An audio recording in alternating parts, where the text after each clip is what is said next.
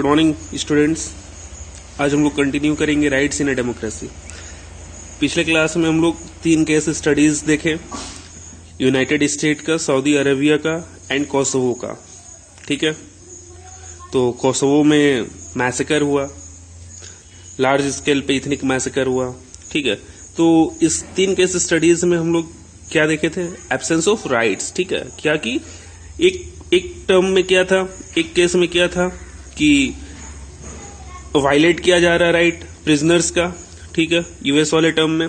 Saudi Arabia वाला term में क्या था, किंग का अपना जो एक डिक्टेटरशिप वाला गवर्नमेंट था, ठीक है, वो था हेरिडेटरी गवर्नमेंट। फिर कोसोवो में तो डेमोक्रेटिक गवर्नमेंट था, लेकिन फिर भी लार्ज स्केल इथनिक मैसेकर हुआ और दूसरे का राइट्स वायलेट किया गया। इनफैक्ट ह्यूमन राइट्स का भी वायलेशन हुआ, क्योंकि वो जो लेडीज थी, ठीक है, तो उसे क्या किया था, घर से निकालकर उसका घर जला दिया था ना। तो ये सब सारा सीन देखे थे। अब हम लोग आगे देखते हैं, ठीक है, कि आगे अब क्या होगा। देखो, think of 1 minute, let me pick pen. Yes, think of all the examples that we have discussed so far. Think of the victims in each example: the prisoners on Guantanamo Bay, women in Saudi Arabia, Albanians in Kosovo. If you were in their position, what would you have wished? अगर तुम रहते अपने आप को उस जगह पर put करके देखो तो क्या सोचते? कितना अत्याचार। ठीक है, if you could, what would you do to ensure that such things do not happen to anyone? अगर तुम कर सकते हो, ठीक है, तो तुम क्या करोगे, क्या चेंजेस लाओगे, किस चीज को इंश्योर करोगे कि ऐसा किसी के साथ ना हो। ठीक है, तो ये हाई ऑर्डर थिंकिंग स्किल वाला कि थोड़ा सोचिए क्या करेंगे क्या नहीं करेंगे, है ना। फिर आगे देखो क्या है कि you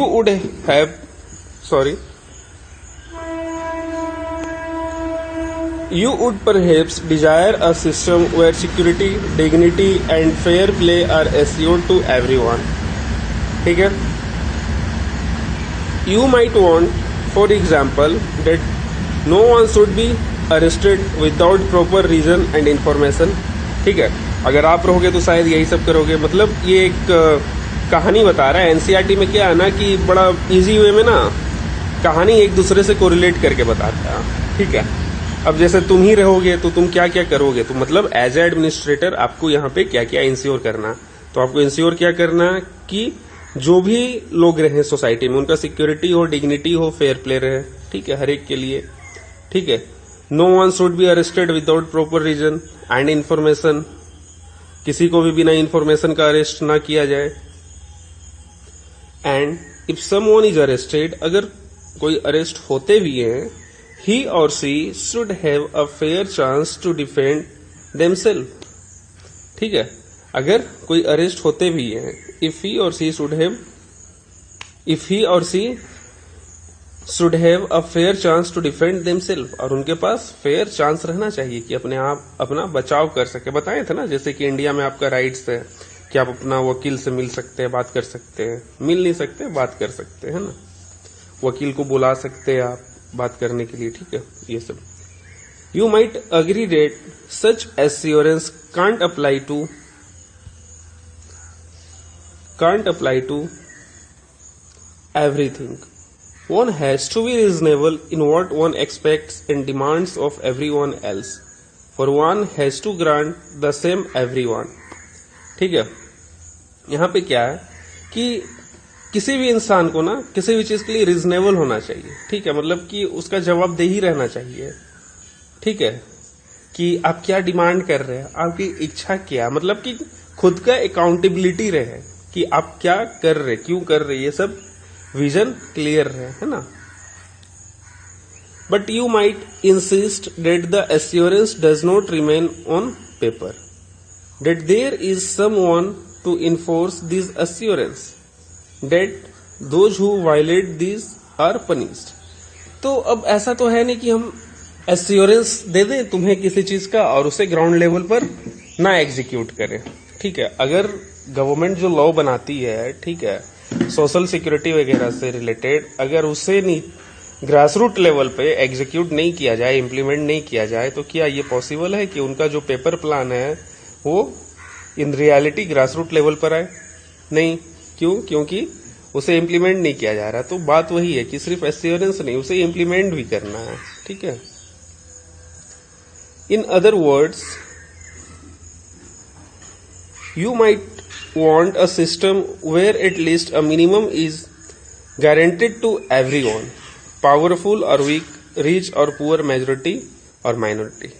ठीक है, एटलीस्ट मिनिमम आपके पास गारंटेड चीज रहे। ठीक है, this is the spirit behind thinking about rights. और यही कारण है कि हम लोग राइट्स का बात करते हैं। समझे? तो राइट्स हम लोगों को क्यों चाहिए सोसाइटी में? To live in society with dignity, with fair play, है ना, को exist peacefully.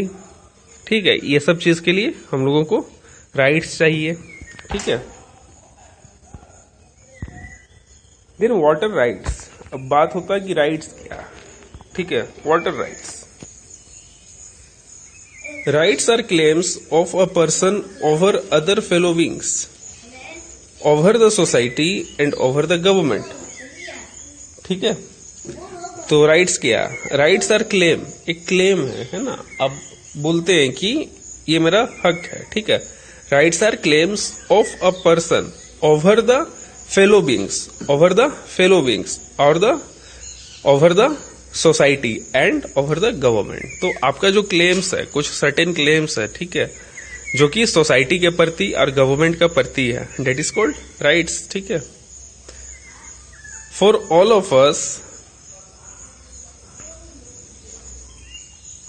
For all of us want to live happily without fear and without being subjected to degraded treatment. और उसके बाद हम लोग क्या चाहते हैं? एक सोसाइटी में किस तरह रहना चाहते हैं? Without fear, without being subjected. Subject हम लोगों को नहीं बनना और नहीं बनना पसंद करते। अब हम लोग क्या है? सिटीजन है। एक बार बहुत पहले हम इसका बीच का डिफरेंस लिखने दिए थे, सिटीजन और सब्जेक्ट का, तुम लोगों को याद होगा। तो सिटीजन और सब्जेक्ट का बीच में डिफरेंस बताए थे, है ना। तो वही लिखा, without being subjected to degraded treatment. For this, we expect others to behave in such a way that does not harm us or hurt us. और किसी का भी बिहेव ऐसा ना हो कि वो हम लोगों को हार्म करे या हर्ट करे। तो ऐसा क्या कब होगा? जब राइट्स आपका रहेगा तब ना। ठीक है, equally our actions should not also harm or hurt others. So a right is possible when you make a claim that is equally possible for others. ठीक है, तो राइट आपका कब प्रॉपर वे में वो इफेक्टिव रह सकता है? जब आप ऐसा चीज का डिमांड करें जो कि सबके लिए, है ना, एक्सेसिबल हो, हर एक के लिए वो एक्सेसिबल हो। तो वो राइट जो है फेयर राइट है, उसमें क्या है कि कोई किसी का वायलेट नहीं करेगा। ठीक है,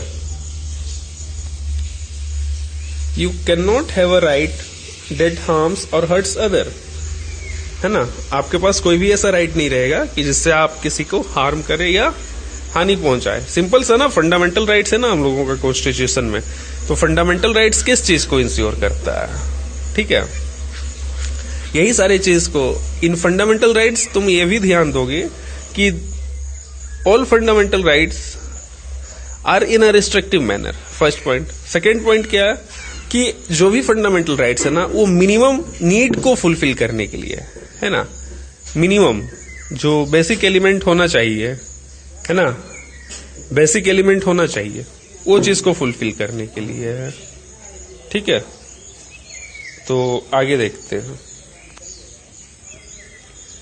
you can not have a right to play a game in such a way that it breaks the neighbour's window. बस इसी तरह से समझ लो राइट है कि अब तुम कहीं खेल रहे हो, ठीक है, क्रिकेट, तो ऐसा थोड़ी है कि तुम बगल वाले का खिड़की तोड़ दो, है ना, बगल वाले का खिड़की तोड़ दो, ऐसा थोड़ी है ना।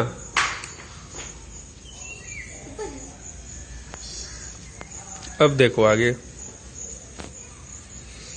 The Serbs in Yugoslavia could not have claim the whole country for themselves. ठीक है, the claims we make should be reasonable, reasonable होना चाहिए। सर्ब्स इन यूगोस्लाविया क्या किया था? अल्बानिया का इथनिक मैसेकर करवाया था, तो आप क्या दूसरे का राइट्स हैम्पर ही कर रहे ना, वैसा क्या फायदा? रीजनेबल होना चाहिए। ठीक है, this would be such that can be made available to other in an equal measure. The right comes with an obligation to respect other rights. ये बहुत इंपॉर्टेंट लाइन है, ठीक है, ध्यान में रखो। Right comes with an obligation to respect other rights. ठीक है, राइट्स कब आता है? हम लोगों को राइट्स कब मिलेगा, अधिकार कब मिलेगा? ठीक है, कब? जब दूसरे का राइट्स का रिस्पेक्ट करेंगे। और ये बात बहुत सिंपल सा है कि जब हम लोग दूसरे का राइट्स का रिस्पेक्ट करेंगे ना, तो तुम्हारा राइट्स का भी वायलेशन कोई करेगा नहीं। ठीक है, if we will start respecting the rights of other one, then definitely nobody will breach your rights. ठीक है, ये बात एकदम ध्यान में रखना। ठीक है, चलो आगे देखो। अब just because we claim something it does not come our right. It has to be recognized by the society we live in. Rights acquires meaning only in society. अब ऐसा नहीं है कि आप कुछ भी डिमांड कर लो, ठीक है, ऐसा वैसा राइट्स चाहिए जो सोसाइटी के लिए, सोसाइटी के हिसाब से अप्रूव्ड नहीं है, तो ऐसा चीज राइट्स में कन्वर्ट नहीं होता। राइट्स में कन्वर्ट कब होगा? जब सारा सोसाइटी का वो बेसिक डिमांड हो, है ना, तब होगा वो चीज। आगे देखो, every society makes certain rules to regulate our conduct. They tell us what is right and what is wrong. ठीक है, क्या कि हर एक सोसाइटी में, हर एक समाज में क्या ना कि सर्टेन रूल है। ठीक है, कुछ रूल है किसी कंडक्ट करने का। जैसे कि तुम कोई भी एक ग्रुप ऑफ पीपल ले लो, जैसे जनजाति को ले लो, ट्राइब्स को। ठीक है, ट्राइब्स को ले लो, तो उनका जो ग्रुप है, ठीक है, तो उसमें क्या, उसका कुछ बेसिक सेट ऑफ रूल होता है, बेसिक सेट ऑफ रूल होता है ना, कि उसको वो फॉलो करते हैं, कल्चरल प्रैक्टिस करते हैं, रिचुअल प्रैक्टिस करते हैं। तो उनका सोसाइटी का क्या, एक बेसिक कंडक्ट है कि वो उसे करते हैं। तो उसी तरह क्या है ना, राइट्स के लिए भी ना, कि हर एक सोसाइटी में सर्टेन रूल है। ठीक है, आप उस रूल को फॉलो कीजिए। जैसे कि आप पीसफुली सोसाइटी में रहिए, है ना, पीसफुली सोसाइटी में रहिए, तो आपका भी राइट्स इंश्योर होगा। ठीक है, इस तरह से they tell us what is right and what is wrong. ठीक है, what is recognized by the society as rightful becomes the basis of rights. That is why the notion of rights changes for time to time and the society to society. इसलिए क्या है कि rights जो है ना, very करता रहता है time to time, society to society. क्यों? क्योंकि सोसाइटी का अप्रूवल चाहिए, और सोसाइटी क्या है, डायनामिक चीज है, हमेशा समय के साथ साथ उसमें बदलाव भी होते रहता है। तो आपका राइट्स में भी बदलाव होता रहेगा, है ना। तो इस तरह का डिमांड होता है। हर एक अलग अलग सोसाइटी में देखो कुछ ना कुछ नया डिमांड चलता है। ठीक है, 200 years ago, anyone who said that women should have right to vote would have sounded strange. ठीक है, अगर 200 साल पहले ऐसा बात होता कि वुमेन का भी वोटिंग राइट हो, तो विचित्र लगता। ठीक है, क्यों? क्योंकि उस समय सोसाइटी का डिमांड नहीं था, तो उस राइट का कोई मतलब था नहीं। और अब सोसाइटी का डिमांड है, तो वुमेन्स का भी वोटिंग राइट है। ठीक है,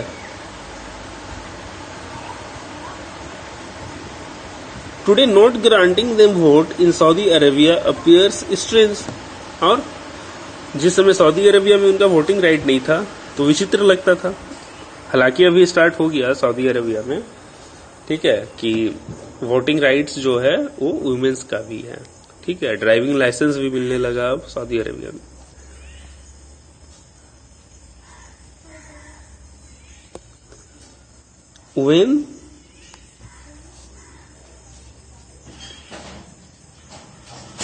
When the socially recognized claims are written into law, they acquire real force. ठीक है, जब सोसाइटल अप्रूवल होता है ना, ठीक है, सोसाइटल अप्रूवल रहता है, ठीक है, और वो रिटर्न फॉर्म में आ जाए तो वो लॉ बन जाता है।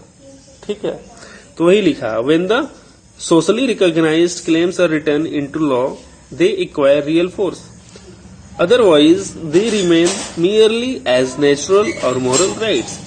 ठीक है, और क्या रहेगा कि सोसाइटी में अप्रूव है, ठीक है, सोसाइटी अप्रूवल है, बट क्या है कि वो रिटर्न फॉर्म में है ना, कॉन्स्टिट्यूशनली नहीं आ सका। ठीक है, डॉक्यूमेंटेशन उसका लीगलाइजेशन नहीं हो सका, लेकिन सोसाइटी में अप्रूवल है, तो वो फिर कैसा लॉ रहेगा, नेचुरल या मॉरल राइट्स। ठीक है, वो कैसा राइट्स रहेगा, नेचुरल और मॉरल राइट्स। ठीक है, the prisoners in Guantanamo Bay had a moral claim not to be torture और ह्यूमिलिएटेड। तो वो कौन सा क्लेम था, जो वहां टॉर्चर कर रहा था, ठीक है, प्रिजनर के साथ, वो एक मॉरल क्लेम था कि ऐसा नहीं करना चाहिए। But they could not go to anyone to enforce this claim. ये सिर्फ मॉरल क्लेम है, लीगली नहीं है कि आप उस पर लीगल एक्शन ले सकते। कहाँ, यूएस के लिए। ठीक है, उस संदर्भ में when law recognizes some claims they become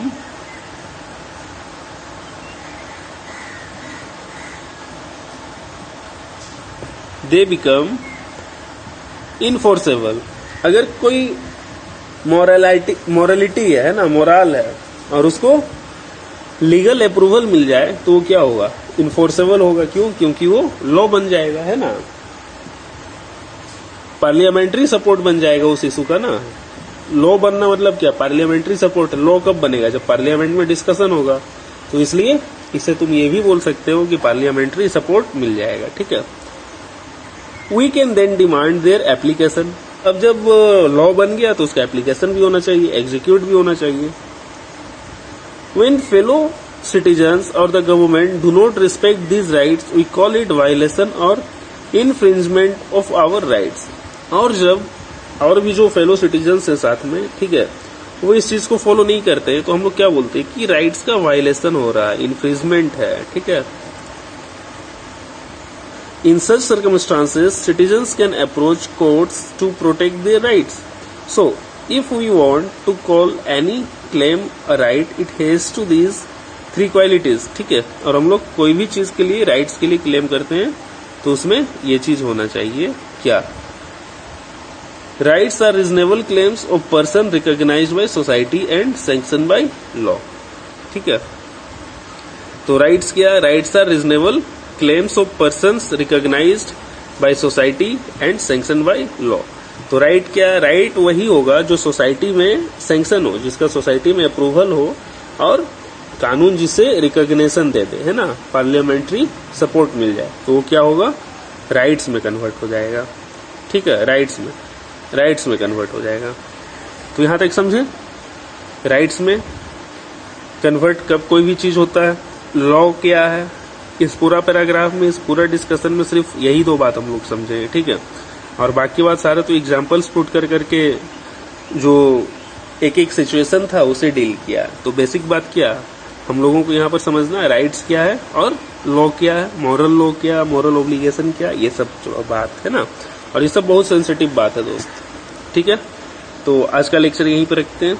what is right समझ में आ गया होगा। छोटा छोटा करके पढ़ेंगे, अच्छा से पढ़ना। ठीक है, छोटा छोटा हम इसलिए पढ़ा रहे कि घर में फिर तुम उसे पढ़ो, है ना, और ढंग से पढ़ो। ठीक ना, तो घर पे फिर से उसे एक बार रीड आउट करोगे। Just you have to grasp the hidden meaning and make notes in proper way, find out the important words and only write down the important key terms and the key sentence in notes. Just try to concise your notes in a very few sentences. ठीक है, concise उसे करो, important बात रखो। कहानी तो किताब पे है ही, ठीक है, तो इस तरह से नोट्स बनाओ और बढ़िया से पढ़ो। अब नेक्स्ट लेक्चर में हम लोग करेंगे why do we need rights in a democracy. अभी सिर्फ राइट समझे, अब हम लोग डेमोक्रेसी में राइट क्यों चाहिए ये समझेंगे। ठीक है, ओके, बाय, थैंक यू।